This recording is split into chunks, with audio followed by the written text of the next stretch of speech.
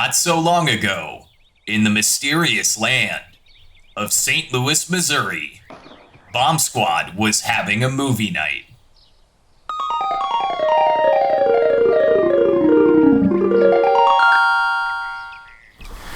Hi, we're the Sex by Bomb Squad, and this is our 100... 1, 2, 3, 4!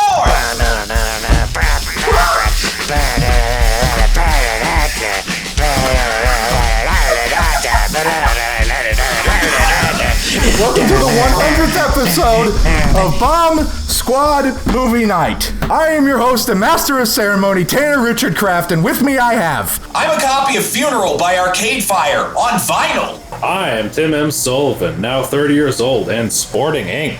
I'm Joseph Henry Vranek, and I'm repping a previous episode. Go watch it. I'm Ethan Hawker, and I'm not dating a high schooler. But wait, Ethan, we're talking about Scott Pilgrim vs. the World, Edgar Wright's magical realist masterpiece. It's not a cartoon. What the f*** are you doing here? It's pretty good. You missed a point. Pretty good. But actually, before we get into Scott Pilgrim vs. the World at all, 100 episodes. What the f***? How do we feel about that? How is that? Austin, you're arguably the most important reason why we've done as well as we've had. How do you feel? 100 episodes is cool, but you know what's really cool? A billion episodes. A billion episodes, and that shut them all up. As the person who had the pleasure to edit like 96 of these things, it was fun working on the show for the last couple of years and just trying to figure out more ways to make it better for the viewers. Like, we added music, we added backgrounds, more clips, and we're one of the few long-form movie review shows that actually delivers in 4K. So I'm really proud of what we do. Like, I get a cool rush every Friday when another episode premieres. You guys always give me really great stuff in the edit. And it's really neat getting to learn so much about the movies we cover. And you guys bagged some really amazing guests. It's been a wonderful gift getting to do this show. I hope it makes people happy.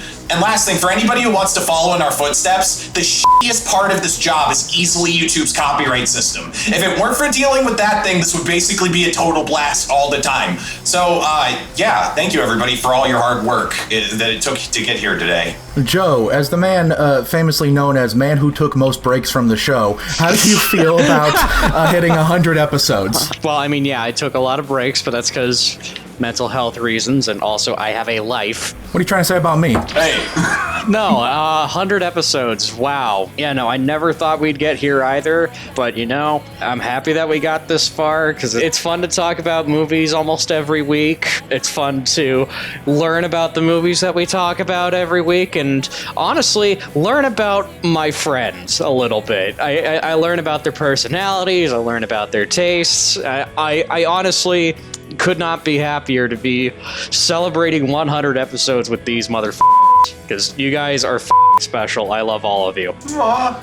Tim, as the person who's hosted the third most episodes, I think, and has been on the third most episodes, how do you feel about episode number 100? We've come a long way since our disembodied voices talked about the first 4 episodes of WandaVision, and you also awkwardly left halfway through the recording, and we had to hide that fact. I also was using a weird microphone that made me sound like Butthead for some reason. But besides that, I've had a good time here. I think it's been a really nice way to sort of cathartically talk about movies and talk about life experiences, and I also have the distinct privilege of being the only other person to edit one of the mainline episodes, and so that's been very helpful as far as editing goes. Like last year I made a featurette documentary, and having the experience of working on these really helped me through that process. So it's helped me grow as an editor, and yeah, it's just a lot of good has come from this. Again, we've talked with so many great guests, and it's like sort of an in to be like, hey, we have this show, you want to come on? And then you make connections. It's been really cool. Yeah, good stuff. Movies good. Plural. I said it. We did it. 100 episodes. Back to you, Tanner. Damn straight. Ethan, as the person who regularly hosts some of our most successful episodes, you seem to have the highest hit rate of hitting 1,000 views on these things. How do you feel about hitting 100 episodes? All right, it's time to air all my grievances about all you losers right now, right this instant. First of all, not enough cartoons, not nearly enough, specifically not enough anime. This is bull. No, actually, movie night's good.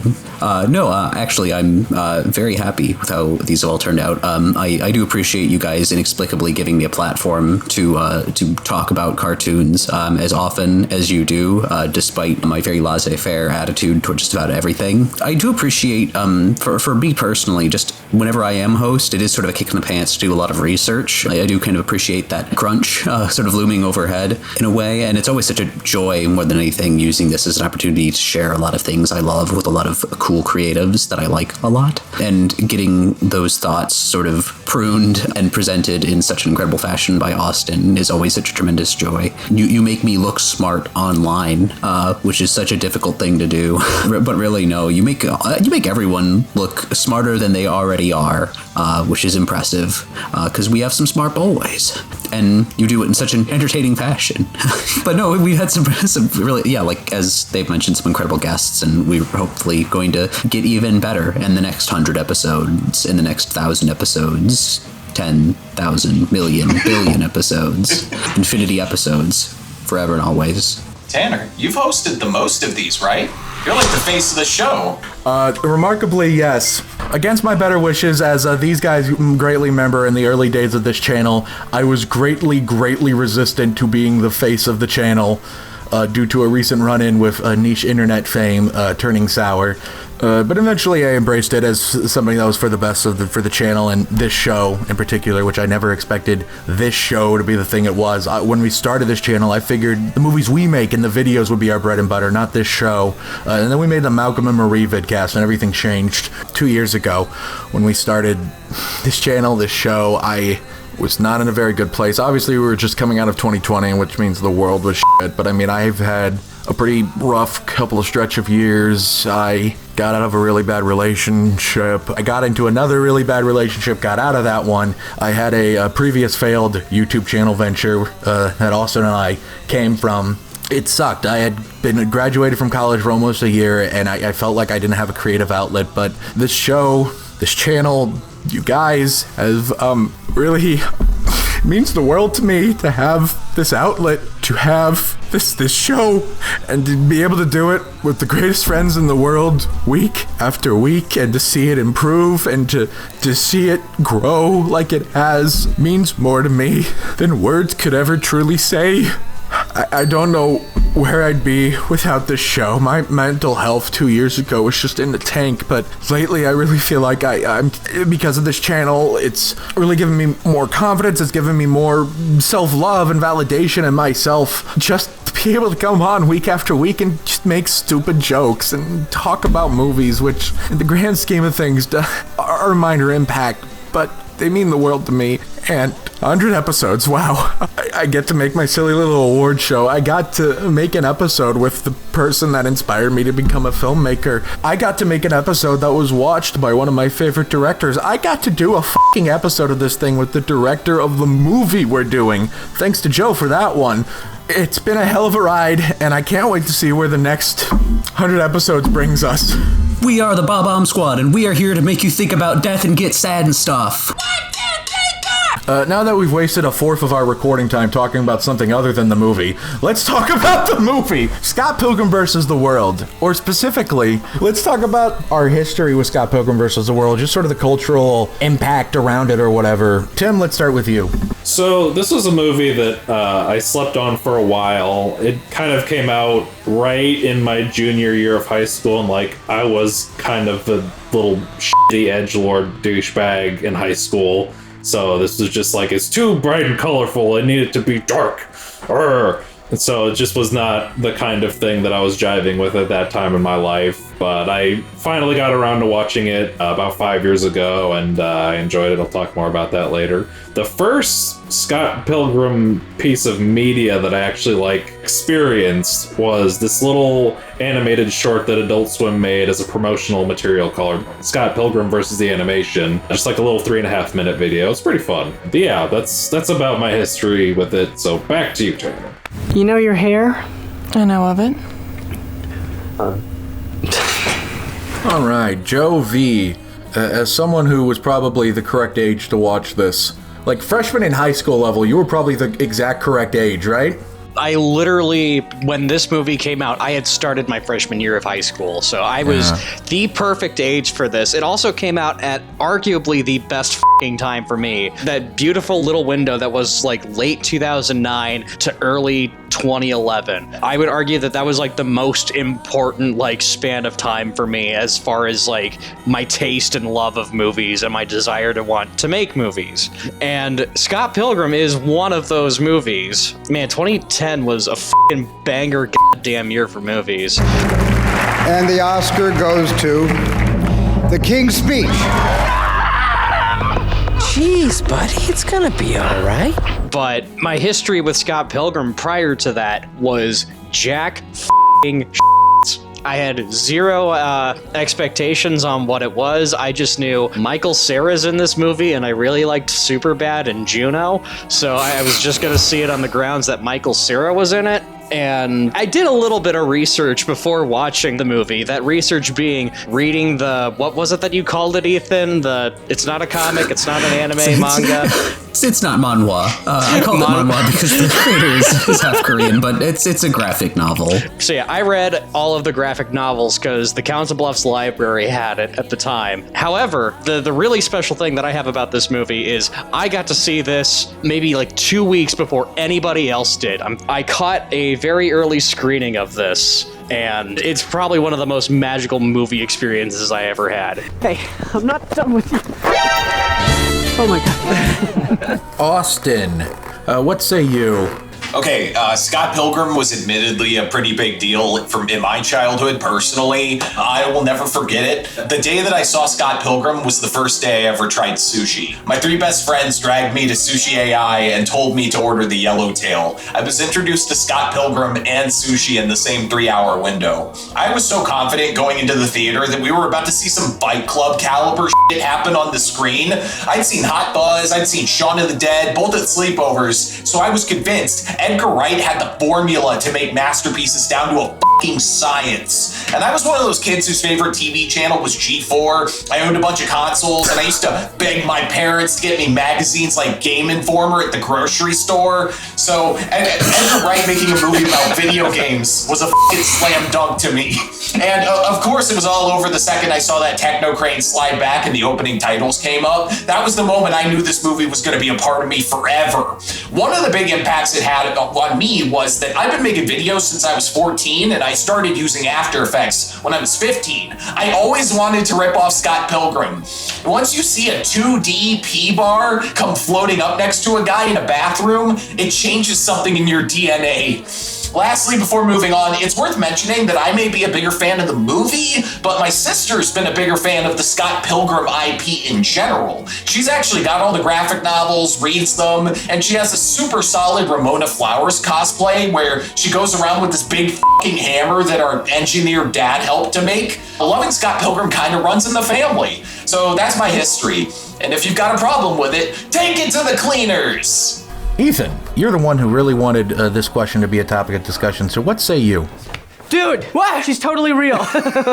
So Scott Pilgrim came out in August of 2010. The perfect time for me. I was, a budding games enthusiast who really liked like early Nintendo games, that sort of thing. I just discovered emulation. I just turned 13. And as, someone who loved film and comics, perfect timing. I didn't see it until yesterday. I've been completely, it always looked good. Like, I don't even think it always looked interesting to me, but I just never saw it. My only exposure to Scott Pilgrim and Scott Pilgrim adjacent media is playing the game for maybe like 5 minutes and trying and failing to play Clash at Demon Head, the NES game, which is a very good NES game that I was just very bad at the time and was taken on the recommendation of a friend who was a big Scott Pilgrim fan. But now I'm thoroughly Scott Pilgrim pilled, such as it were. In preparation for this podcast, I read the entirety of the graphic novel novel series by Brian Lee O'Malley. Very good. I watched the movie. I listened to 2.5 of the commentary tracks, and I want to play the game quite badly now, and I'm really excited to dive into it, not just as this incredible film in its own right, but as this really remarkable thing that was like a media mix from near inception, and that is such a cultural time capsule of the late aughts, early 2010s, while also being so formative to the culture that it represents. Like, it's just really remarkable media that encompasses so many areas, and this film is certainly the most approachable cornerstone of that, I think, despite being a flop. Like, I didn't know it was a flop until like literally a week ago when I looked it up, just because it's so ubiquitous in popular culture. And so it was nice to finally dip my toes into Homestuck for straight people. So how was the tour, you guys? You play with the Pixies. You're like a superstar now. So for me, I was a real gamer kid growing up. I feel like I just called myself an insult. I feel like it'd be less damning if I just called myself an incel for some reason. Gaming used to be cool. It's true, used to be. So this movie came out when I was 12. I turned 12 in February of 2010. I'm the youngest person here. Hello. And this was around the time I was starting to get into internet posting. And you may think, oh, Tanner was a Reddit kid. No. I used to post on the most glorious of forum sites, GameFAQs.com. I used to post in those forums all the time, and given the nature of the website being more famously known as a gameplay walkthrough place owned by GameSpot, the forums were of course filled with the gamerist of gamers, the type of guys that will make you eat dirt. Don't worry about it. And I think I first heard about this movie through posting on this forum, but I only watched it 2 years later in 2012, which was famously the year I watched The Avengers and started getting into a bunch of movie critics. I've most famously talked about pretty much it, but one of the other movie critic groups on YouTube I got into is one that does not exist in the form they were in back then at all anymore, which was Schmoes Know. Joe knows them. I know he knows them. Sadly, I do. Unfortunately, I was really into them. And I remember they used to host this annual YouTube Film Award show that was just for YouTube critics, and the viewers could respond with some award categories. And there was stuff like Best Film and Most Underrated Film. And I thought Scott Pilgrim came out in 2012, so as a video reply to that Schmoes Know video on my old YouTube channel, I nominated Scott Pilgrim vs. the World as Most Underrated Film. And because it was a video reply, a bunch of other people that watched this Schmoes Know could find it, and they did find it, and they called me mean names, and I deleted the video and later the channel, but that was for other reasons. So that's all I knew about Scott Pilgrim, was that the gamers liked it, and I myself was a gamer. So that's really all I have for it. In terms of cultural impact for me, other than it's yet again a glorious example of how the internet isn't real life. If you only judged it based off of the internet, you would think this movie was a global smash hit and not a massive flop that actually put Edgar Wright in director jail for a little bit. He deserved better. He always deserves better. Mary? You're not alone.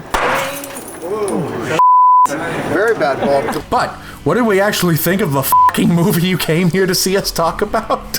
Find out after a brief commercial break. We are the Bomb Squad, and we're here to make money and sell out and stuff. It's Paku Paku means flap your mouth, but they thought people would scratch out the P and just turn it into an F, like fuck man.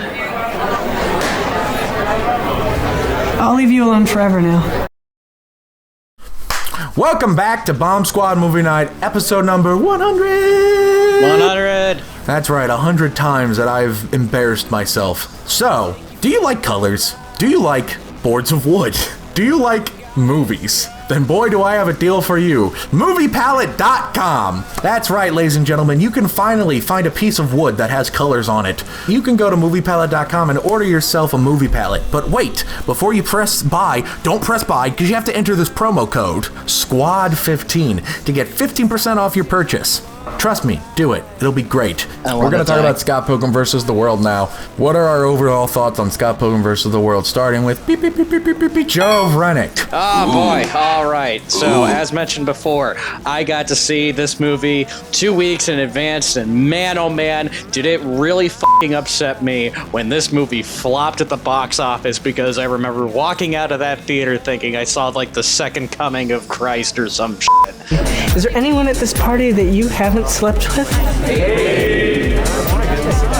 love this fucking movie, and I still fucking love this movie. I love Edgar Wright. I didn't get to talk about Last Night in Soho, but Edgar Wright's like one of my fucking favorite directors. That man, I swear to God, it's like he is the king of making fast, frenetic, fun, action comedy movies. Like, go all the way back to his like freshman in high school film, A Fistful of Fingers, and then work your way up to this movie. And then even the movies after this. This man is fucking incredible at what he does. The direction in this is beautiful. He throws in little jokes like in the background as like the actors are telling jokes that you're supposed to pay attention to. Time to get interested, boy. That book. Hey. Like, this movie, like, bears, like, all of his movies, bears multiple viewings to just get, like, all of the little details. Like, that's how immaculate, like, Edgar Wright is with his filmmaking.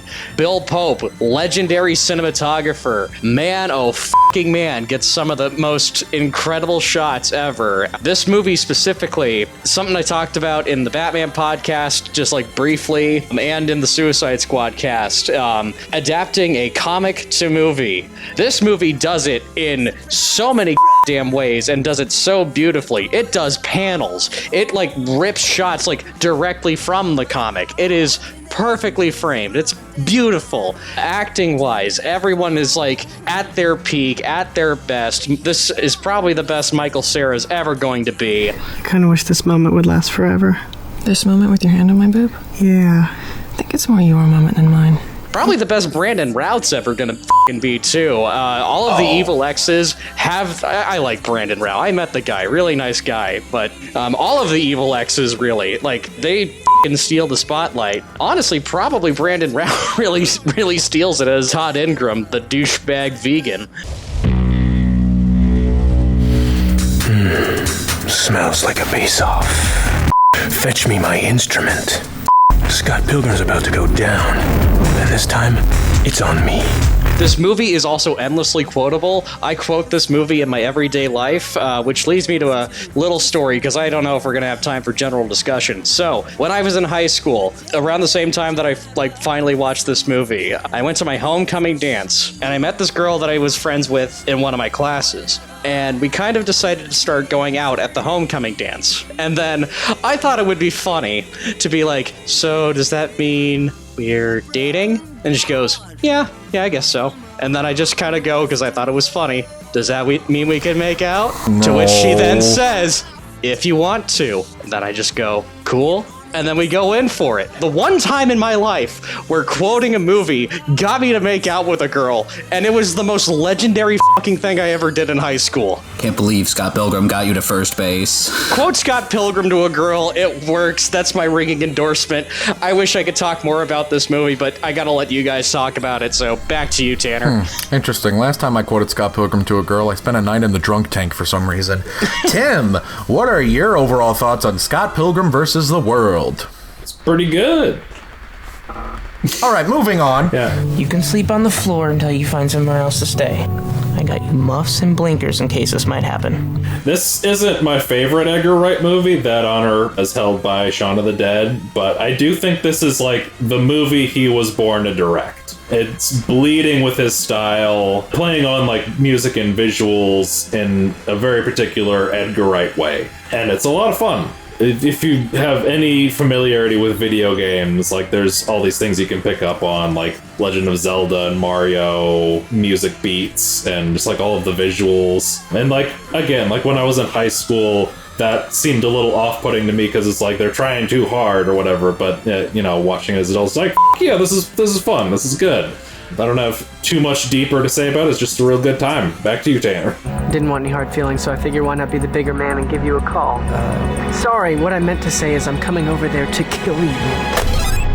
All right, good work, Tim. Ethan, you're talking about a live-action movie for like the second time ever. Why? It's functionally a cartoon. There's so much motion graphics and After Effects work packed into this baby. On top of it just being over-the-top fun, Wright makes it very clear on the commentary track that he's taking inspiration from not just the original source material, which he obviously loved because it was optioned basically immediately after that first graphic novel was published. Oni Press approached a film distributor, and then it ultimately ended up in the hands of Edgar Wright, and he was just sort of in the process of making this movie basically since the second volume came out. The second volume titled Scott Pilgrim versus the World. Hey, what do you know? And it's clearly just a tremendous labor of love that took 5 years basically to make, from soup to nuts. The actual filming obviously was like a year, but no, I think it's a really remarkable film in a lot of ways. As a companion piece to the comic, I think it is just laden with over-the-top action. The comic book is pretty decompressed, like slice of life, low-key. So it's weird seeing a live action really exaggerate the fight sequences. Usually it's sort of the other way around. And it's all done in a way that fits perfectly with the source material. It's sufficiently over the top, but there's never any fear to be colorful with it. Like this delightful contrast between, Toronto in wintertime, which is very gray, versus when things really kick into high gear and it's just so incredibly vibrant and colorful. It's just a remarkable film, especially for 2010. Like in terms of stylistic content here, it's so ahead of the curve in terms of mainstream filmmaking. Bill Pope, the cinematographer who worked on The Matrix, which is fitting because The Matrix is another movie that kind of hits those buttons where it's such a love letter to a bunch of old things while also massively innovating on technical spaces, but also just being a really good movie. If I were to have one, not necessarily complaint, but I'm not sure how to take Michael Cera's performance because it is very good, but I feel like Michael Cera's natural voice, which is, sort of passively wienery, just generally a bit damp, kind of exaggerates Scott's less good qualities in a way that I frankly, based on everything I've heard from Wright, wasn't intentional, just a little bit. I think it's only something you'd notice if you read the comics, frankly. You getting a drink on? No, I don't drink. This is just some 𝐒𝐿𝐥𝐵𝐻. But I still like Cera's performance a lot. He brings a lot of physical energy to it, doing a lot of his own stunts, purportedly getting kicked very hard in a way that he thought would hurt very badly, but didn't, and he was very surprised by the fact that it didn't hurt. He's delightful listening to one of the commentaries in general, just a kind of delightful weirdo. And I feel like, it's replete with good performances, just good content in general. Ramona lived in New York. Oh, I was just there. Played the Chaos Theater. F***ing blue hair. And I'm going to stop talking about it because I'm just going to keep gushing about all the good things because it's just so jam-packed with content. It really does feel like 6 volumes of a graphic novel saga compressed so neatly into one film, and I just can't praise Wright enough for that. Ladies and gentlemen, Ethan likes a live-action movie a lot. We got him. I feel like it would be better suited as an animated miniseries. Can't have shit in this town! Austin, it's your turn, Walter White. Austin, go. So I initially saw this movie as a little baby film nerd who was worried about sleeping with girls at my high school and playing Halo 3 on Xbox Live. And now I'm older, the life, married to a guy, and have an actual grasp on how films are made. So did this stand up, or was it like the Boondock Saints, where you've got to be a teenage boy to think it's really, really great? And the answer is that this film is an infinitely expanding rabbit hole of pure fucking effort. When you know next to nothing about how films are practically made, it knocks you straight on your ass. It has stuff for the people in the bleachers. It's got a pixel sword and a complicated transition every 5 seconds, and Brie Larson owning the shit out of Black Sheep by Metric. And when you get older and you learn about digital doubles and Vista Vision and fucking techno cranes, the film still knocks you on your ass because it was a behemoth production with world-class crew people and technical genius hiding in plain sight pretending to be something simple. When people punch each other to death, they have little triggers that set off real-life light flashes like how people take damage in video games. For the scene where there's demon hipster chicks, they didn't just duplicate Christine Watson on the computer. They shot her with 4 different cameras so this perspective looked right. They would drag blue screens on locations for shots like when Knives gets broken up with, so the lighting on the actors wouldn't change. We said a little while ago that you can learn filmmaking from The Evil Dead, and you can learn advanced filmmaking from Evil Dead 2, but if you want to learn next level f***ing technical masterpiece filmmaking, study Scott Pilgrim.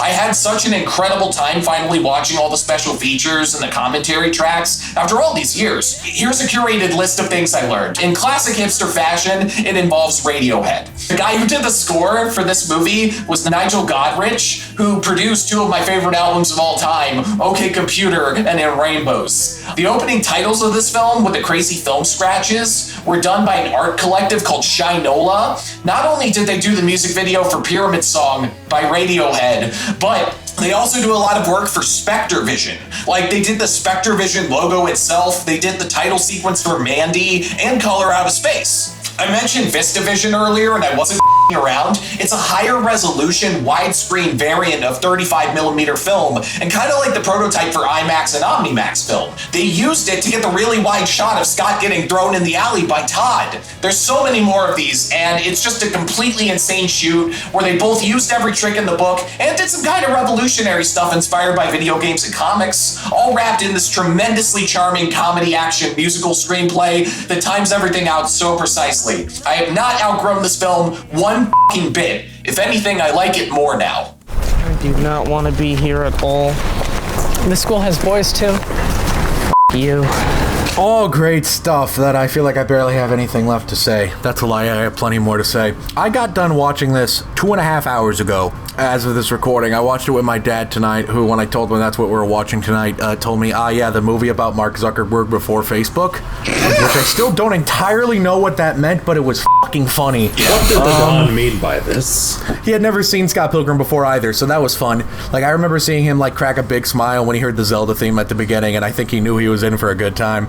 It's one of my favorite movies of all time. Before Everything Everywhere All at Once came out, I would have said it was in my top 5 movies ever. Everything Everywhere kind of pushed it out, but I still love it so much. The technical mastery on display here, like Austin is saying, is off the charts. Every 5 seconds there's something absolutely insane going on that, as a kid, I thought, whoa, cool. And as an adult, I'm watching it and I'm like, how the f*** did they do that? How the f*** did you do that? Oh my god, you're telling me Michael Cera threw the box in the trash can practically? Mm-hmm. 33 takes. Yeah, 33 takes. The signature was fake, though. That's what's funny. Gotta keep the guys at double negative employed. It's kind of like how briefly sidetrack here, Tobey Maguire's Spider-Man, how Tobey actually caught all those fruits, and it apparently took him over 100 takes. And I like to pretend is that because every time he actually successfully caught them, Kirsten Dunst was too stunned and forgot her line. I also want to specifically shout out Jason Schwartzman for the most I want to punch that guy in the dick performance of 2010. Gideon Graves, 27. Asshole. Mary Elizabeth Winstead is so pitch perfect in this movie. A bunch of people will say, ruined generation of women, blah, blah, blah, blah, blah. This type of woman already existed. Watch Eternal Sunshine, you freaks. They existed long before this f***ing movie. Yeah, I promise you, women have been dyeing their hair for a long time. God bless. She kind of nails the fact that Ramona's a damaged person with some pain in her past, but also not a perfect person, used to not be a great person. Michael Cera, though, is, in my opinion, the undisputed MVP of the movie. His performance is so pitch perfect, and it has everything to do with who Michael Cera is, because my take on this movie has always been, listen, I understand this may not have been Edgar Wright's intention, but when the opening lines of the movie are, the main character is dating a high schooler, I'm going to interpret that as you telling me the main character is a kind of a douchebag. Oh yeah. Mm-hmm. Oh yeah.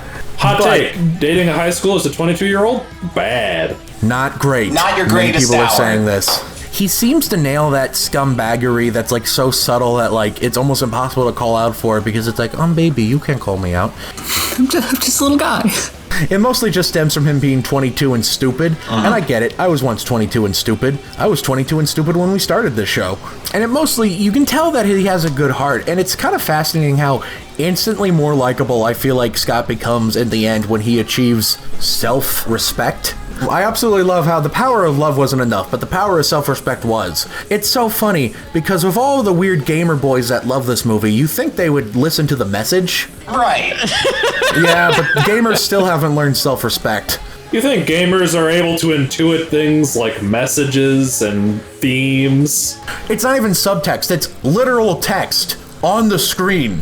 Michael Cera is so good. And even if it's maybe a little incidental, I think what Ethan was talking about as a bit of a critique for me actually makes his performance even stronger, because Michael Cera somehow strikes the balance between kind of a jerk but also kind of a lovable guy. He brings this warmth to the performance that makes you feel bad for him when shitty things happen to him, even if he maybe kind of deserves to have shitty things happen to him. I also want to shout out Knives as the moment when Scott breaks up with her, and the way she reacts is like, it's not the most realistic heartbreak I've seen in a movie, but it is by far maybe the most heartbreaking one I've seen in the movie. It's sad. Just it is how ungodly defeated, sad.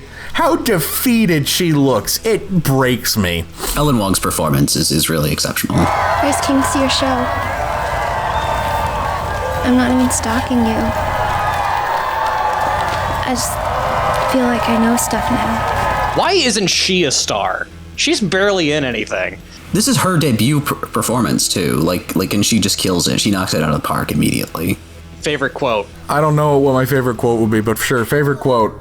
And Joe, you brought it up, so go. All right, my favorite quote. There's a ton to pick from, but I'm gonna go with one that Brie Larson delivers absolutely perfectly, and I think is one of the most underrated comedy lines. Ramona, I like your outfit. Affordable. Austin, go. Scott, if your life had a face, I would punch it. Yeah. Or I wasn't vegan. It's milk and eggs, bitch. Tim. I like the bit in the coffee house where the mouth was getting bleeped and he's like, How are you doing that with your mouth? Never mind how I'm doing it. Whatever it was that she said, I don't know. I'm not taking any questions. All right, Ethan, go. It's absolutely the line where Scott is talking with Stacy after breaking up with Ramona, and Stacy says, I mean, did you really see a future with this girl? Like, with jetpacks? I love that bit. For me, the funniest line in this movie, and maybe my favorite line overall, is delivered to perfection by Superman himself, Brandon Routh. On April 4th, 7:30 p.m., you partook a plate of chicken parmesan. Chicken isn't vegan? I think about that every damn day. So, let us move on to our final thoughts. Austin, go.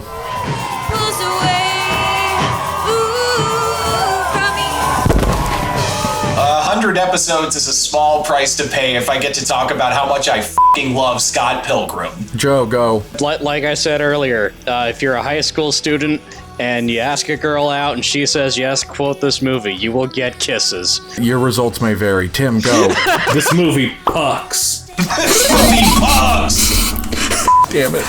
Ethan, go. I'm really glad I had the opportunity to both see this film and experience the graphic novels. I love both of them. I'm going to be probably reading O'Malley's follow-up seconds within the week, and I'm just really glad I was able to join you guys for the 100th episode in discussing such a really exceptional, cool film. What is there to say, really, that I haven't already said? It's a technical marvel. The acting is incredible. It's one of my favorite movies ever. It's so insane. A lot of people misunderstand this, and this movie did not ruin an entire generation of women, you f***ing freaks. But you want to know who did ruin an entire generation worth of women? Who?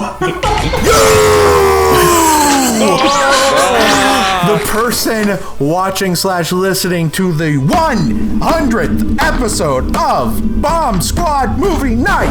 I think I just broke my desk. You need a new desk. If you're listening to this episode on any of the audio platforms we're on, thank you so very much for listening. If the platform you're on supports reviews, go ahead and leave us a good one. It boosts us in the algorithm, maybe. They like engagement. If you're watching this on Spotify video, we say f*** a lot. So what's up?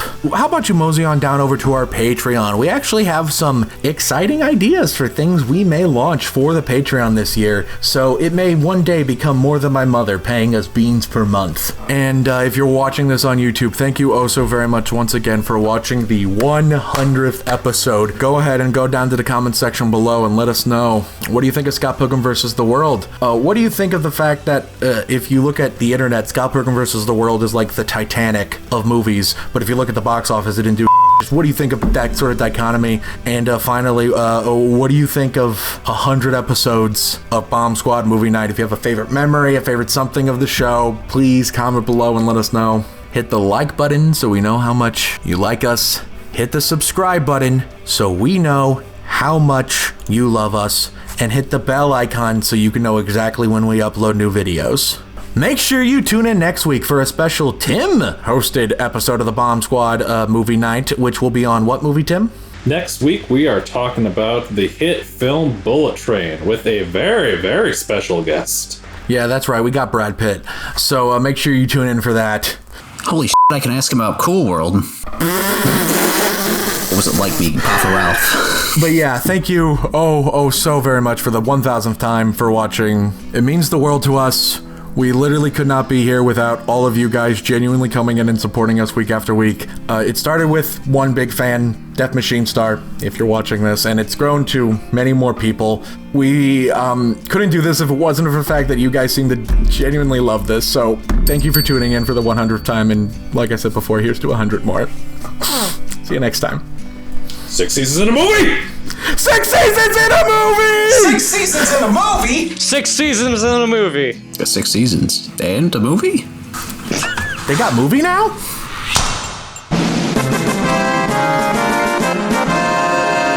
They slid my ticket across the table and I said, "Sorry guys, I gotta see about a girl."